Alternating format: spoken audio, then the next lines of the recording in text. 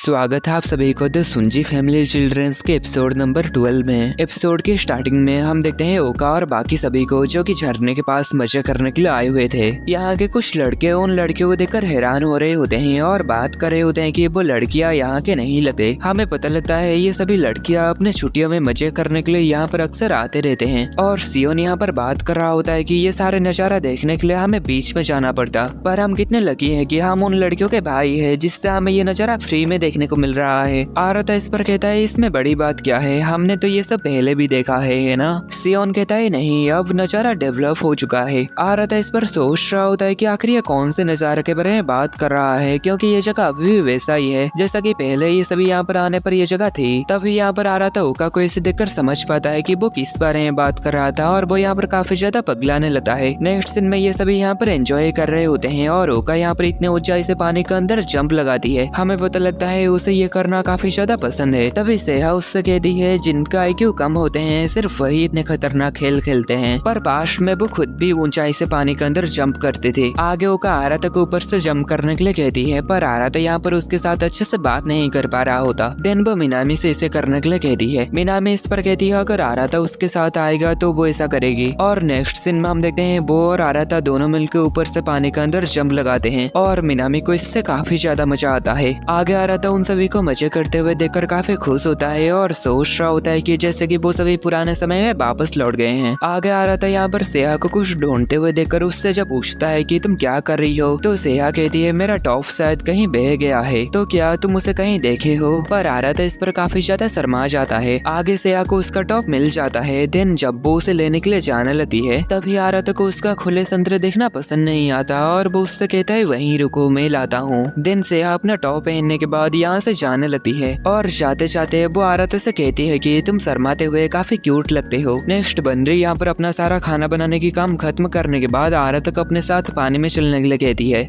आरता इस पर कहता है पर मैं क्यों चलूं। बंदरी इस पर कहती है क्योंकि तुम्हें मेरी जैसे खूबसूरत लड़की की ध्यान रखना होगा। नेक्स्ट सीन में ये दोनों पानी में आ चुके थे और बंदरी यहाँ पर काफी ज्यादा मजे कर रही होती है। तभी कुछ लड़के बंदरी को घूरे जा रहे होते हैं और बात कर रहे होते हैं कि वो कोई मॉडल से कम नहीं लग रही। और आरता भी इस पर सोचता है कि हाँ लोग ऐसी बातें करेंगे ही क्योंकि वो इतनी ज्यादा खूबसूरत और अमेजिंग जो है, पर हम फैमिली ट्रिप में आए हुए हैं तो इस तरीके की स्विम सूट कौन पहनता है। तभी बंदरी उसके साथ चिपक जाती है और कहती है मुझे थोड़े समय के लिए अपने पीठ के ऊपर उठाओ। आरता कहता है तुम ये क्या कर रही हो, तुम बहुत भारी हो, मुझसे दूर हटो। और आगे वो काफी शर्माने लगता है क्योंकि बंदरे के संतरे उसके साथ टच हो रहा होता है। तभी बंदरे उससे कहती है तुम बहुत रूडली बात कर रहे हो, ऐसी बातें अपने गर्लफ्रेंड के साथ मत करना, नहीं तो वो तुम्हें कभी भी माफ नहीं करेगी। देन आगे वो कहती है मैं हमेशा से अपने बॉयफ्रेंड के पीठ के ऊपर बैठ के साथ में तैरने का और साथ में मजे करने का सपना देखती रही हूँ। आरता कहता है इस तरीके के बेकार के सपने देखना बंद करो और मुझे लगता है तुम अपने बॉयफ्रेंड बड़े ही आसानी से पा सकते हो। आगे बंदरे उससे कहती है क्या तुम्हारे दिमाग में कुछ चल रहा है तो तुम मुझे बता सकते हो, मैं तुम्हारी बड़ी बहन हूँ तो मुझे तुम्हारी चिंता होती रहती है। तभी आरता सोचता है ये चीज कोई ऐसी बात नहीं है जो कि मैं उसे बता सकूं। आगे आरता उससे कहता है तुम मेरी चिंता मत करो, मैं पूरा कोशिश करूंगा कि मैं तुम्हारा छोटा भाई बन सकूं। आगे ये दोनों झरना के काफी ज्यादा करीब आ जाते हैं। तभी बंदरी आरता से झरना के और भी ज्यादा करीब जाने के लिए कहती है और इसी दौरान आरता उसकी संतरे की दबाव को और नहीं सह पाता और नीचे गिर जाता है और ये दोनों ही पानी के अंदर गिर जाते हैं। आगे ये दोनों पानी से बाहर आते हैं। तभी बंदरी उसे आई लव यू कहती है, पर झरने की आवाज की वजह से आरता उसकी बात को सुन नहीं पाता। देन बंदरी उसके साथ पानी में खेलने लगती है और इन्हें से कोतोना देख रही होती है। नेक्स्ट हमें शाम का सीन दिखाया जाता है। यहाँ पर आरता के पास कोतोना आती है और उसे अपने साथ कोल्ड ड्रिंक्स खरीदने के लिए चलने कहती है। नेक्स्ट ये दोनों साथ में जा रहे होते हैं और आरता उस दिन बाथरूम में हुआ घटना के बारे में सोच रहा होता है और समझ नहीं पा रहा होता है कि वो उसके साथ कैसे बात करे। देन वो उससे बात करने लगता है कि जब वो छोटी थी वो यहाँ पर पानी में डूबने वाली थी, इसलिए उसे पानी में थोड़ा सा ध्यान से खेलना चाहिए।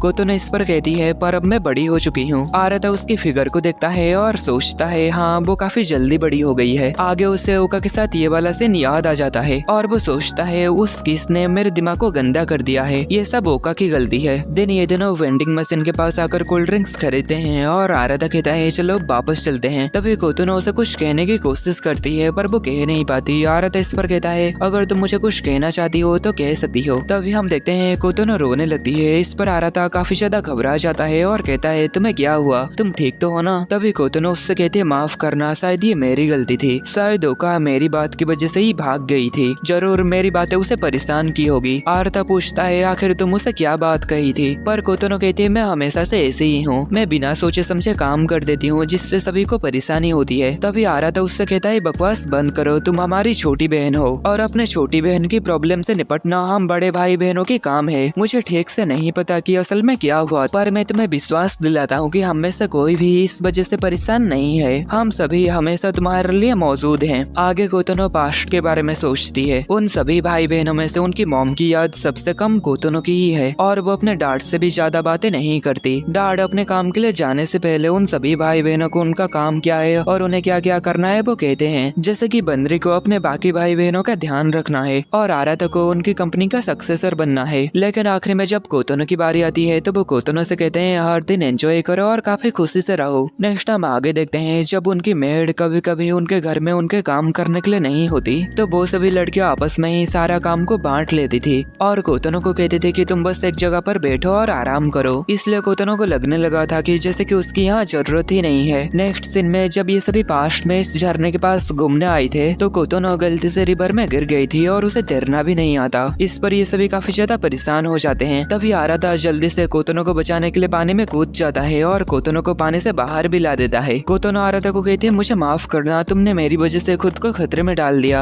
आराता कहता है बकवास बंद करो, तुम मेरी छोटी बहन हो तो मैं तुम्हें बचाऊंगा ना। और कोतोनो यहाँ पर काफी ज्यादा रोने लगती है और इसी दिन से ही वो आराता से प्यार करने लगी थी। नेक्स्ट ये दोनों वापस इन लोगों के पास आ जाते हैं और यहाँ पर ये दोनों आराता के साथ कोतोनो को देखकर थोड़े सोच में पड़ जाते हैं। नेक्स्ट हम देखते हैं ये एक चर्च में आए हुए थे जहाँ पर बहुत सारे कैंडल लगाया गया था और ये जगह बहुत ही ज्यादा खूबसूरत होता है। ये सभी बचपन में यहाँ पर कई बार आया करते थे। आराता यहाँ पर सोचता है आज हम सभी बहुत मजे किए। आगे सोचता है हम कभी भी अपने बीच के बॉन्ड को नहीं तोड़ेंगे, हम हमेशा ही ऐसे ही रहेंगे जैसे कि हम अभी हैं। लेकिन तभी उसे ये सीन फिर से याद आ जाती है और वो यहाँ पर फिर से काफी ज्यादा परेशान हो जाता है। आगे वो कहता है मैं इस चीज को हमेशा ही इग्नोर नहीं कर सकता, मुझे इस चीज के बारे में ओका से बात करनी ही पड़ेगी। पर अगर क्या होगा अगर वो इस बात को लेके सीरियस हुई तो आखिर तब मैं क्या करूंगा। भले ही हम असल के भाई बहन नहीं है पर क्या मैं उसे रोमांटिक नजरिए में देख सकता हूँ। आगे वो कहता है नहीं, बिल्कुल भी नहीं, मैं अपने डिसीजन से पीछे नहीं हट सकता। लेकिन ऐसे ही इसे नजरअंदाज करने से ओका को कोई भी मदद नहीं मिलेगी। आगे वो जाते हुए यहाँ पर इन तीनों को देखता है और वो यहाँ पर छुप जाता है। कोतोनो यहाँ पर इन दोनों से माफी मांग रही होती है और कह रही होती है कि मेरी वजह से तुम्हें बहुत परेशानी का सामना करना पड़ा। आराता सोचता है शायद कोतोनो इसी बारे में तब मुझसे बात कर रही थी। आगे कोतोनो इन दोनों से कहती है हालांकि ये सच है कि मैं आराता से प्यार करती हूँ पर फिर भी मुझे उस समय तुम लोगों को ये बात इस तरीके से नहीं कहना चाहिए था। आगे वो मिनामी से कहती है और उस दिन तुमने जो मैसेज को गलती से भेज दिया था उसे मैं देख लिया था।